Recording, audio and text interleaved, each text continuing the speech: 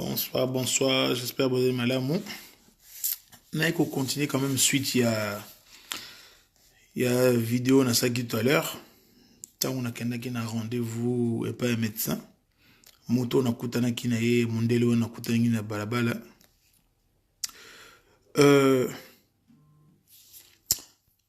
Jusqu'à présent quand même, ils ont faire poser une question et une question belé. Ils ont faire poser une question belé pour tangu on garde enfin nazalaka en fait façon moko nazalaka mutu moko na me posera ba question trop, je me pose beaucoup de questions ngana mutu moko na posaka enfin nanga moko au fond de ngai na me posera ba question belé, surtout ngai personnellement na mi lela vraiment mingi comme il est là mingi zalaka des fois même quand na mabonde li tangu to salaka na lela vraiment mingi po na mitunaka mingi ba question mingi na mitunaka surtout na lobela kimbangu makamu mingi même to sambela même atana zoko loba kimbangu pona nini oyokisaka biso soni pona nini okoyi ko sala teke vraiment bato ba mona mako oui kimbangu vraiment ya solo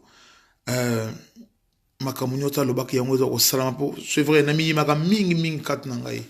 pona za mutu moso na moni likambo be souffrance moko quelque part même atana zo sala mabonde li pona Afrique vraiment na mililaka mingi na ba kimbangu otika biso tala passe na biso kimbangu zo ko yoka biso te. Donc je me pose énormément de questions et c'est vrai na lo bakala kimbangu mingi ya solo ta mukili ndenge zo tambola tala mukili ngo baza kondima yote po makambo ezo ko salama te baza ko lela passe. Donc je me pose toujours on a lo blanc mingi kat na ngai etango lelo na kutani na muto wa mundele. En fait c'est bizarre po ba question onyo surtout makambo onyo surtout ngana lo bakana kati na makambo onyo surtout ngamo personnellement na lo bakana mutema. Donc wana za li bon de li na ngai ya wana za li bon de li na ngai oya kati oui ma faisons koto oya li bon de la ngai kati pona na milela mingi pa kimbangu kolelela mingi za vraiment kimbangu makamu zo ko simba te tala bana na yo batu nyonto bandimela ko baza kankati na pasi tala Afrique ngo kuto sika yo botama na Congo mboka za ko bonga te batu baza ko lela pasi. Donc donc na lela ka mingi mukila ngo zo ko tambula ndenge sengeli. Donc na mi maka na kati na ngai trop na surtout pas kimbangu ngapena kimbangu na zo sambela o ba ba na français j'embrouille kimbangu. Donc na lobela ke vraiment kamba ndenge sengeli po ndenge na zo ko mona zo ko tambula ndenge sengeli te selon ngai ponga na zo ko lele pa tata na ngai. Donc na pesa ke ba signification donc na lela vraiment na ndenge na ngai eta on a kutani vraiment na mundele oyo et choqué ngai po ngana zo ke na ngana za na rendez-vous vite fait par un médecin po ceux qui vont remarquer na kendaka so sport te po na za vraiment ngat malgré nous autres zo ninga na mais et mona na ngote ne log mais je suis vraiment très dérangé mais ça va. Yongo mona moi kuna kenda ta ko de sport za ga souci on a vanda un peu nda ko de temps en temps mon sala de temps en temps. Donc voilà, mais sinon ça va. Monsieur na manga na ke rendez-vous ya médecin na ke ko na retard na bina comme to kala mingi nda ko bota la banda tango wana tisiko. Donc tango na bimi na ngana ndaku kuna zo bima na ndaku voisin moko boye anga yawa au moment où on a sapato no qui sonner na fongoli porte voisin voilà s'il te plaît pardon nazat mana mbongo te na besoin op 50 € na kozong silo ngabi c'est pas grave yaga nazo kita comme ça to na ken na banque na bendelo 50 € na peu c'est pas grave ko mbongo kozong sila. Donc voisin pe na bini to kitipe na bendele pe mbongo ya keina ye ngape na lebi nazo bis na bino na ke makolo. Donc na tamboli makolo ti et pas médecin nazo kenzela tant mundele na bon na centre ville à Lille il y a beaucoup de monde basé belé. Donc Bat baleki na mundelo eka na kat sa trottoir venant côté trottoir pendant que l'autre côté de macadam ya route na monaka mundelo moment aye pas donc a comme moment liboso na donc moment ngako na freiner a binanga bonjour ngap na bonjour donc bonjour mbalamon question à tout nga liboso tu connais les Armageddon d'abord liboso na kateki oh moto lingo ba Armageddon ndenge bon tu connais les Armageddon ngana oui eza ba soda moko boye balobelaka na kati na bible ainsi de suite donc ngana répondre ndenge wana ya talinga bi ouf bravo ayipo bato mingi tant on a tourné à mon question ba Armageddon bon ba yipsa ngama ba film ngamu na se ngabi bon ngabi film moko pe ezali Armageddon mais ngana Armageddon ndenge ngasko na bi ndenge yo poser nga question poser nga automatiquement na moneko poser nga ndenge ya film to poser nga ndenge ya bunzambe donc na yango na répondre na sur la Bible to tanga quand on a la Bible ba Armageddon ba abinanga c'est bien après alobinanga ah yo do muta kanda makasi ngabi wa ngabi c'est vrai na la mutu vraiment ya solo buzo ba bena tika ngwele kate soki ndor même na libota na biso na famille koto ba papa koto ba maman ba ebinga bena mutu mo soki ceux qui vous ont vraiment je m'écarte tout de suite et ça peut à 2 ans 3 ans 4 ans bon mon ninga te ka pona buzoba donc c'est vrai na mutu moko colérique moko pas possible abnongo za muta kanda makasinga donc oui na muta kanda aseke abnongo non il faut poser na kanda faut toujours monter ma c'est donc yo banga na français ngapi to ba français il faut pas oser la kanda, il faut pas être nerveux. Donc après c'est un conseil abna omoni mukili onenge zali batu mingi baza kozela enfer nzambe est-ce qu'on dit yes quoi poser nga ba question est-ce qu'on dit vraiment qu'il y a enfer ezalaka oui ngabu enfer ezalaka so muta bato basaka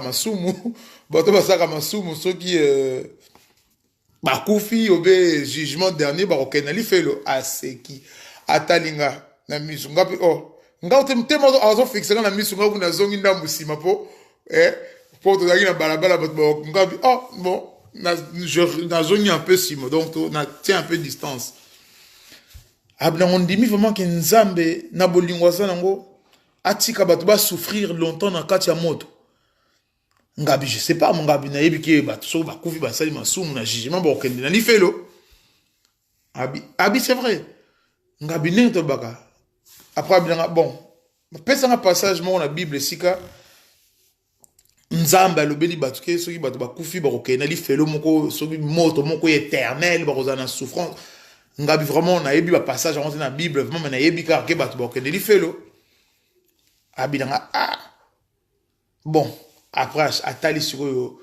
immeuble habitana la abisko taninge mukili ndenge nzamba ko yoko sala mukili abi mon immeuble to tellement ko ta immeuble mon immeuble ngabi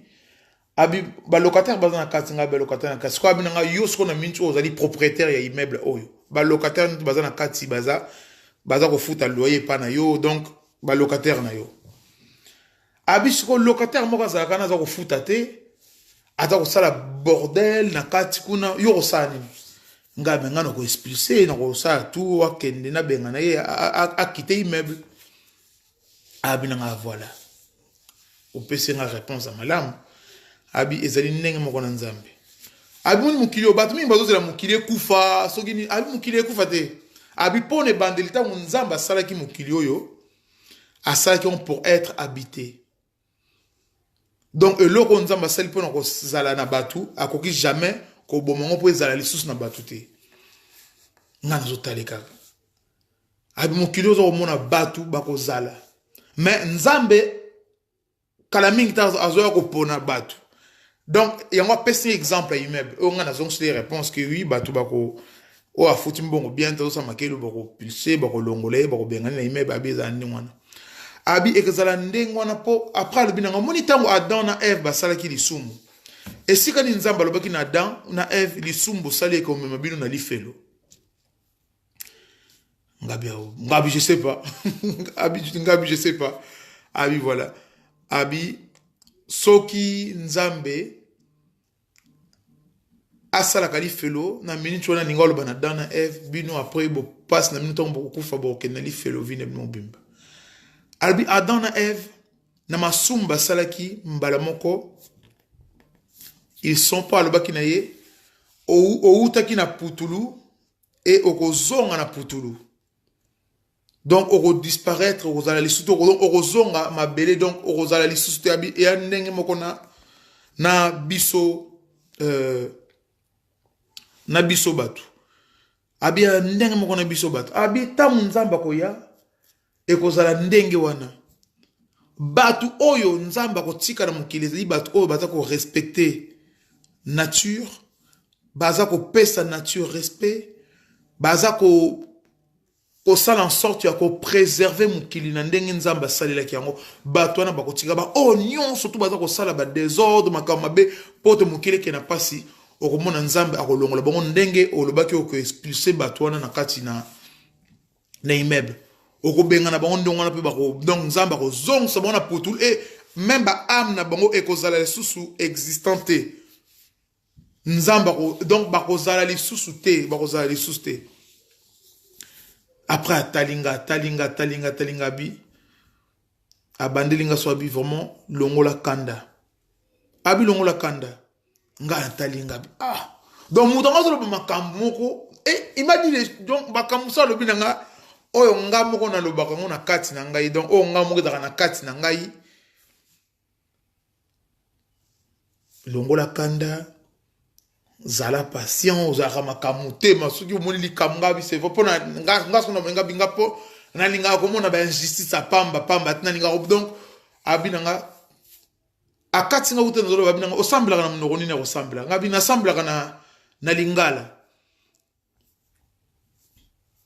abina osambla mnoni nga bina sambla na lingala bia lingala eza mnoko banani nga bia mnoko yo langue ba mama na nga papa na nga baza ba congolais ngai na sambla kana lingala ngabi nazo sala makasi kuna banako yokola kutu sambela na kikongo po ezali ma langue na biso vraiment donc koto vraiment ba maman na nga donc abinanga c'est bien continuer ko sambela na munoko oyo ya ba maman na bi ya ba parents na yo aboti na yo ezali très très nécessaire donc mutongo tellement lobby donc na makam donc toro bon na Congo abikulingai donc abikulinga moko donc toutes les questions o ngai personnellement na me posaka na mutema lelo na zui réponse na mo père mundele o na yebi ni d'Adam ni de Ève donc ni de Marie ni de Joseph na zui vraiment ba réponse donc obi et sosolisingai na ndenge moko pas possible et salinga malili po je sais pas ceux qui me sont pas anani donc obi na makanisu tout est aux na contact toi après sangata kamo donc ma yelene donc to partager donc na tikalika na qu'est-ce que c'est na ndenga talisinga surtout le plus o talisinga makamo mukili ndenge nzamba sela mukili ndenge mukili otomona ekokufa na yango te mais nzambe nda ko longola batu oyo baza ko bebisa mukili donc molimo na bango ekozala lisusu te bakozonga poussière et libelle donc bako exister lisusu te po nzamba koki jamais kozwa ko supporter batu baza na kati na souffrance moko éternellement ainsi de suite après lobinanga lisusu abi pona ni nzambe atika mukili ebeba pona ni atika makampo c'est vrai nga personnellement avant qu'on a vu mon kilo manezo comme c'est vrai nga ndena ba na yimaka trop na mutema na yimaka trop parce que je me pose trop de questions nzambe bato bazana passe bato bazana malade aucun d'église boy mutu boy kuna ba pesi ki ndoka kufi donc je me pose des questions surtout nga na kimbangu des fois je rappelle nga so na semble kimbangu je crois que so mutu avandi na ba un garçon azali boma ou quoi que ce soit nga na solana na semble kimbangu te lokola azana 1 million de kilomètres moi quand ngata on a donc nga des fois na rappel on a tie kiti kimbangu vanda non to solo la po trop, c'est trop. Donc, je suis comme ça. Parce que, naebi ki azali pene, azam sikate, donc, vanda troso. Donc, mon temps temps expliquer ngai, abinanga, au moins des moukilo et baby. Nen da baby si moukili, ngabi, mais satan da baby si moukili. Bon, parce que, yem da poser une question, neni ka nzamba tiki satana, a baby sa moukili. C'est vrai, moi je me pose ces questions. Na posera ba question ngabi nzambe, surtout ki mba on a soit de chaque mingi, pour le makambo. Surtout ki na tali makamba Congo, automatiquement je dois m'embrouiller avec Kimbangu. Pour le oyo, des fois, tu bête la mouvement Kimbangu et les gens nous insultent. C'est vrai, moi je crois en Kimbangu à 100%, on va le barango. Na okufa na komba Kimbangu na munoko nanga. Donc, on est là comme tout le monde a mukila quoi ko changer nga oyo. Donc, il y a des moments dans le Kimbangu. Tala mboka esika mutolo na yo kundama. Tala nenge batu baza ko la passe. Tala nenge batu ba donc mutama batoma beba mutu baza ko koma na bisengo batu baza ko lande to tika na passe. Et tant mutona a lobi nga ba kes makambwana nani tabebisa mukinga mais satan tabebisa abupona ni nzamba tika kai ka satan abebisa mukili. Apesi exemple abina ngomoni poto kuna na suka. Nga bibi poto na suka. Alobi nga sikoyo moi je cours plus vite que toi. Nga abine ah non, moi je cours plus vite. Pas ça mukolo mutongo. Nga non, moi je cours plus vite que toi. Abi comment les seuls moins scotoye bango eza ndengeni. Abi nga bon, celui qui va arriver le premier na potwana yem dans un mutamakas. Abi nga ezalaki ndengwana na dikolo. Ngabi wow. Abi ezalaki ndengwana na dikolo. Alobi Satana tango moni ndenge nzambe azako traiter ba humain, Satana ningo corriger nzambe. Donc Satan a lancé concurrence dans nzambe. Tellement que nzambe abi mais nzambe croit qu'on anéantir Satan d'un coup. Donc moutongo obi non. Abi mais nzambe croit que boma Satan d'un coup pour Satan se rebeller kuna na likolo. Donc nzambe croit tout de suite à éliminer Satan. Pour les nzambe sala ki monter. Pour Satan a lobaki na ye. Après c'est un exemple ya course wana o alobenanga que ye pour toi na musika ngana kimaka plus vite que yo les seuls moyens to ye bango siko yo photo kimamba munana to gagner. Et c'est ça en fait nzambe en fait Satan aza ko sala makambo o aza ko sala nento ko monongo. Et ça en fait nenge Satan donc et les kelinga makambo donc il y avait trop de choses donc ce qu'on a gagné on était tellement et ça là qui vraiment et le remoro donc pour la première fois on s'intéresser dans mutumoro inconnu à robet la ngaba masolo ya abet la ngaba masolo ya oui t'as fait mal à ta dent viens montrer donc abet la ngaba solo ya t'es tombé ah c'est bon.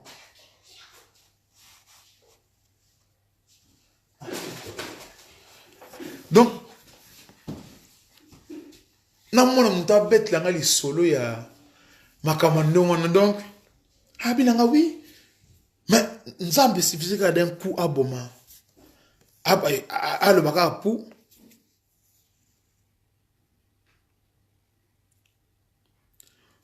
donc mutwana vraiment humain je me suis intéressé à ce monsieur mais je crois que il fallait garder contact il était tellement intéressant et malgré qu'il m'undele na ye même c'est comme si c'était un vieux africain c'est comme si c'était un africain qui peut sur conseil donc ça m'a vraiment donc alobi na ngai après azongi singa yebi au moins apocalypse au monaka abi mais makambo oyo donc azongeli makambo poka obinga ngamo na seki ngamo na abna ngomoni makambo oyo comme mon apocalypse ne cherche pas à comprendre combo ya mutakoma kyango abi na Jean donc na façon aninga ko lobela ngai soki pe mutakoma kyango komone peut-être zaki nango janté mais bazu babambi Jean mais abi kolanda ko to kombo te landa kaka apocalypse tango mutu wana za kozwa makambo oyo ya bandeko komana tango wana alobi na ngai même yemoko mutakoma ki ngo bandaki ko comprendre makambo bandaki ko komate po makambo bandaki ko koma ezali po na siècle oyo et na siècle wana donc na yemoko aza ko comprendre na yango te na makambo ba pollution na makambo biloko ba changement climatique makambo ndenge donc na passe donc abi nanga muto abi ne cherche pas à comprendre ce qui gens ce qui nani mais yebaka ke muto oya komaki makambo wana ye moko pe na pas ko ndoko komonga yeba ki ngote et peza eza ko concerner les lobino batamu ya tango yo donc ngamo ce qu'on a samedi est-ce que Jean Moutakoma qui donc je sais plus Jean il fallait que tu confirmer ngata Jean Moutakoma qui ah Jean Koma qui mais il y a bien kolanda ko tute oyeba soki Jean soki nani yeba ka ki makambo na tango mutana za ko komango ye moko fa yeba ki makambo azo commenter na kati abinango yoki ngabi oui ngabi c'est vraiment intéressant c'est ce que makambo c'est ce que vous êtes en train de me dire c'est vraiment intéressant atalinga c'est qui abi dès que j'étais vu là quand j'étais vu dans donc il y a après quand j'étais vu dans la rue là j'ai directement vu ce petit il est costaud. Il faut que je lui parle. Ngabi, oh.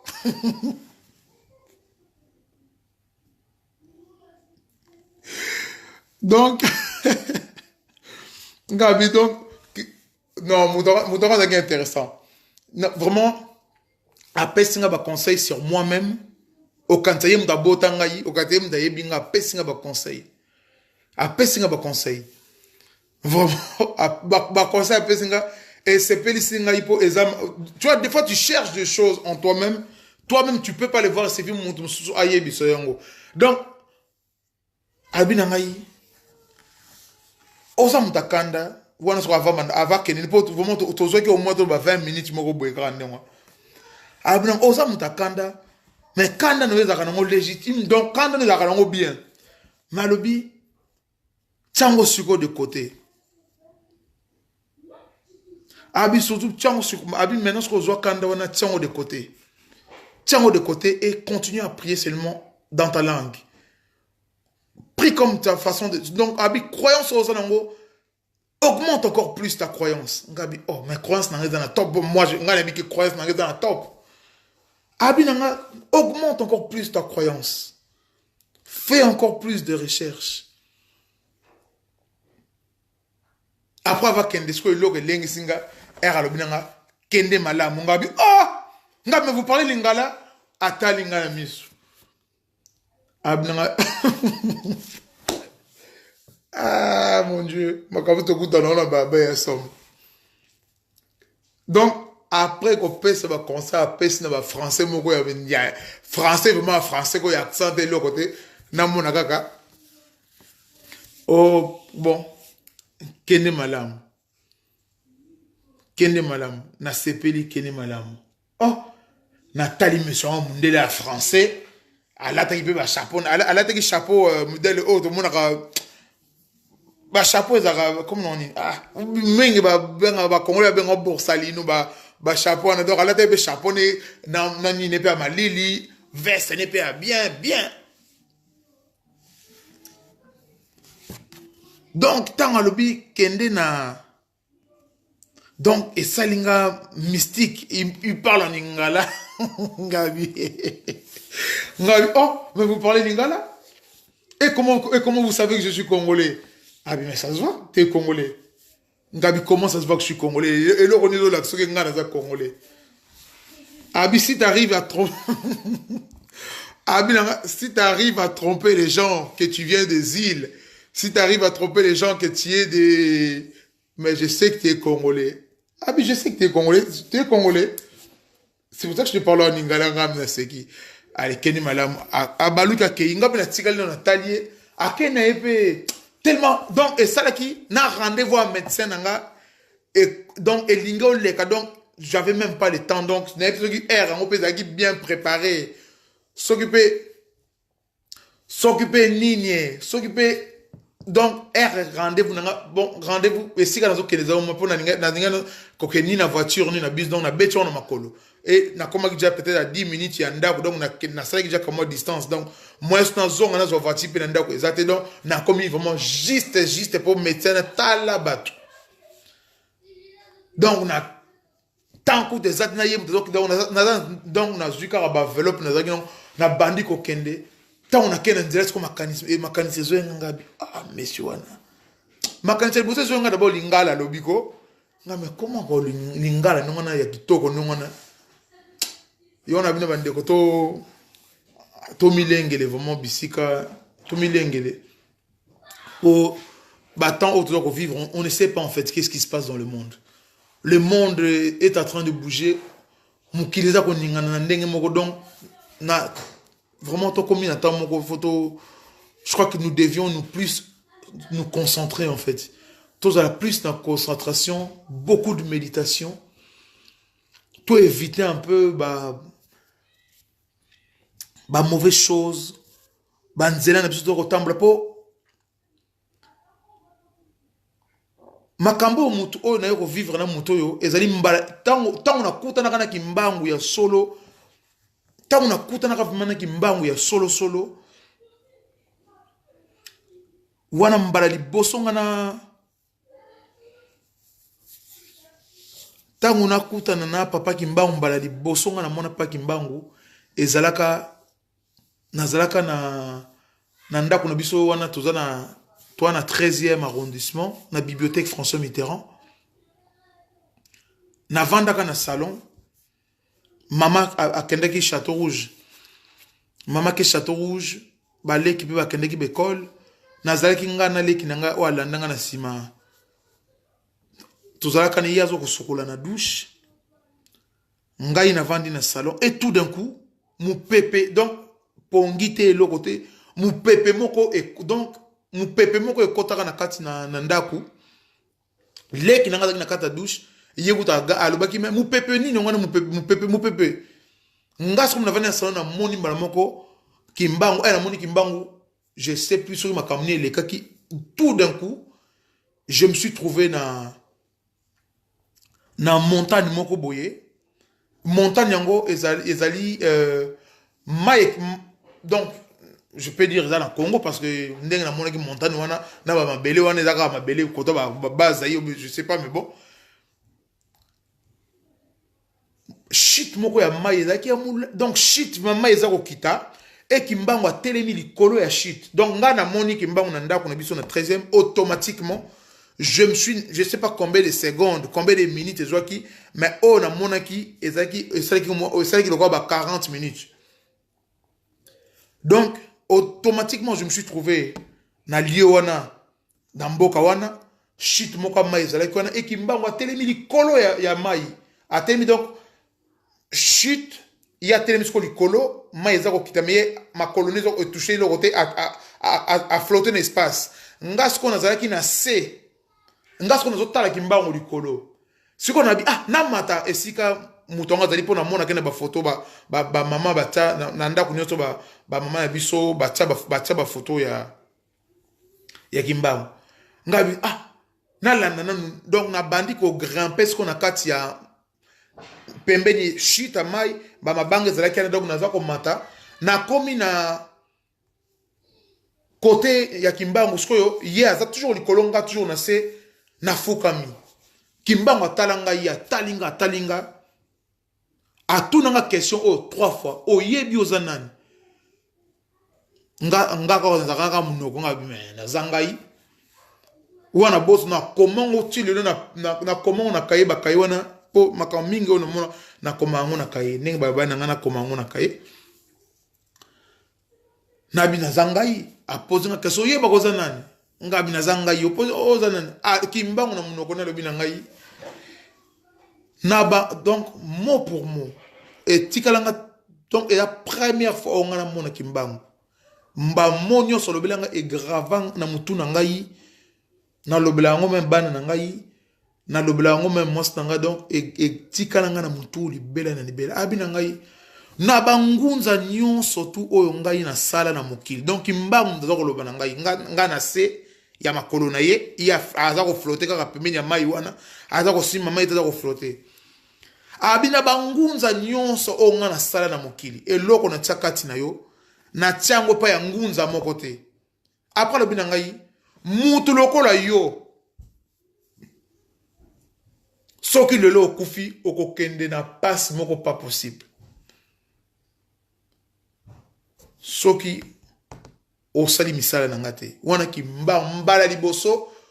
ponga ngana makambo ba mama bazo ko sambela makambo wa kimbangu bazo ko ndimela kimbangu bazo ko bamba ba photo ba papa diangena na ndako moi tout ce truc là me disait rien du tout pour na ndako tala ngo kutata mokete donc exemple iloko moko de ndako intéressé ngate koko na biso ya kimbangiste mais donc koko na biso ya mobala botama kimbangiste koko na biso moi sa botama na nkamba koko na biso mobala ya botama kimbangiste si kokufa na ye akufi kimbangiste atama kolone église mon côté et to tikali nga donc bakoko ne nyonso tout ba tikali kokote église kimbangiste c'est vrai to yinaka donc exactement même pas ko yina exactement mutema na biso e benda makata mukete na église kimbangiste donc je calculais pas makamba ba kimbangiste biso nyonso tout les seuls mois na oyo azalaki na kimbangiste ikoko na biso na leke ba mama na biso landu azarati lelo na église na Saint-Ouen bato bazaleka na kimbangiste bango wana na libota na biso malgré koko na biso kimbangiste ya soso ba bota mi na kati mais bana na bakoko mutu moko ta landaka bango donc tant kimbangu tango na yeko mona ba makambo wana moi qui ne croyais pas à ces gens na yeko mona kimbangu abinanga kende na yo tango lobinanga makambo lobinanga o na tsakati no tsango na ngunza moko te mukolo yo kokufa soko osali musala te okomona passe moko donc pas possible kende et alobinanga kende automatiquement na bandi kokita na ngai na bandi kokita donc kimbangu atamboli donc a flotter na mupepe donc ngana komi na katikati donc ya shita mayango kimbangu a flotter na mupepe a komiti na niveau ya katikati afana style sa nini na tambola na afina kende donc a komi na katikati maman kimbangu na maboko ne mbalamo abimisa 3 boules ya mabele ka modèle ndeka to mona couleur mabele en kamba mais ya boule ya rond misato 3 mabele en kamba boule wana 3 enfin je sais pas ce que mabele en kamba peu mais bon mabele à couleur mabele en kamba pour na le bateke mabele en kamba je sais pas ce que c'est mabele en kamba c'est nini mais ezaki na couleur mabele en kamba et c'était rond apesiango mibalabima apesiango na zone maboko abemoni na pesio nyonso mokili kende et akazo balanga kende automatiquement wou na lamuka na salon na ganga ngana zoko ganga leki na ngapa zoko ganga donc première fois na mona kimbangu et tant mon moni muto azako le blanc makambu donc makambu na nyonso tout donc ça s'est défilé en moi et na komi na musika makambu na nyonso tout na mona ka kala kimbangu et défilé nga to milengele po to ebite ba tozo kuta na bona nzele soki ba nani to ebite mais to mi batela to tika mabepo nga pelo ke bangi singa tango muto abi oboyoka ka mukili ekufi kala mingi te boyoka makambo ngeza ko salama mais kokufela boye donc bakoya ko longola batu ndenga pesinga explication immeuble bato baza ko futa mbongo to baza ko sala ba désordre na kata immeuble bako expulser bango ndenge moko pe bakoya ko expulser bato ba sala masumu mabe na kata na mukili oyo abina ngapre bato na bako disparaître libela bako exister li susute bato bako tigala kana mukili bako zala bato o baza ko tambula malamu baza ko sala makambo ya bien bazo donc mutana le bilinga makambo pe donc intéressenga yango ninga na partager na bino bandeko ya solo libaku ezalaka na biso nyonso tout kanda ezalaka na biso toza bato mutako lo bonga non toza biso tout bato na mutema to yimaka to finga ka mais kokwe na biso ezalaka ko telema rapide soki to ko il faut to yebaka ko telema mbala moko po tozali bato asali biso bato to koya ka to telemaka to koya ka telemaka mais je crois que to sala plus malamu po to ko boma mabe ko sila nango biso jamais na nzoto mais je crois en faisant plus du bien Ceux qui ont tambola pe mingi bien, je crois que eko kiti ça mabe ou eko zala justifiable peut-être, na ebiso zala justifiable mais eko zala peut-être justifiable na miso nzambe ko peut-être ko pèse lango moi explication et pas nzambe na tango mukile na tango yango eko koka biso. Yango ngena partager na bino lilo o ngai et moni enfin on a coûté non lilo na balabala tango naza ko kende na rendez-vous et pas un médecin. Voilà bande ko en tout cas to simba surtout ndenga binanga foko bonde la fona na bakisali sous niveau bonde donc na éviter ce niveau ni mais to koma yango kaka problème ezate vraiment ponga na za habitude mon lelo so to jeudi nga eza habitude nanga depuis kala so ki to za jeudi ngai na jeudi minuit ko kota vendredi na lia kali sous ti dimanche eza ndenge na ngai na kolia en fait na kati kolia de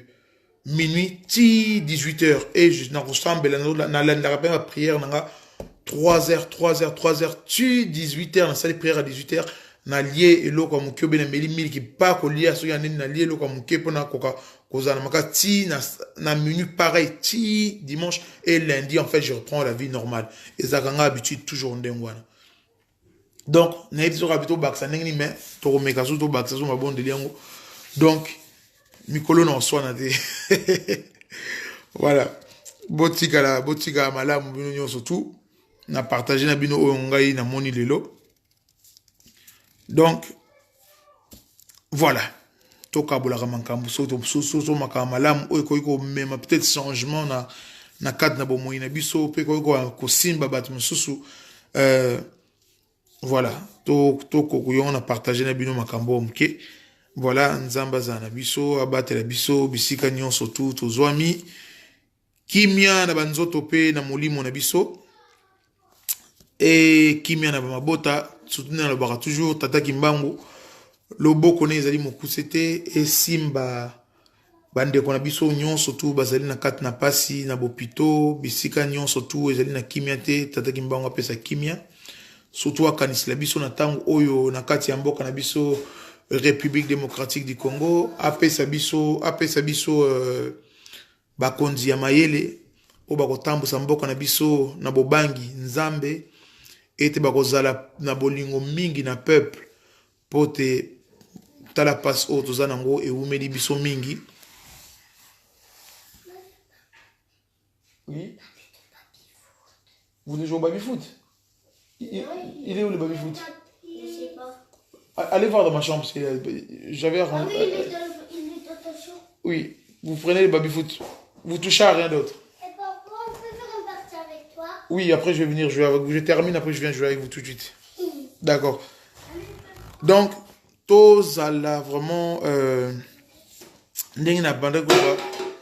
Tata Kimbango apesa kimia na mboka na biso surtout et apesa biso bakonzi ya mayele o bakokoka ko attendez j'arrive je vais les chercher ba apesa biso vraiment bakonzi mayele pote batambusa mboka na biso na kimia nyonso tout poto kwa kozala ne sengo nzamba batela Congo Kinshasa Congo Angola Congo Brazzaville batela Congo Gabon po wana na benga Congo matuka o esimbi nzungu na ye e abatela ngo pote nzungu evanda na kimia nyonso tout. Allez, matondo bisika nyonso tout ozwami. Bye bye.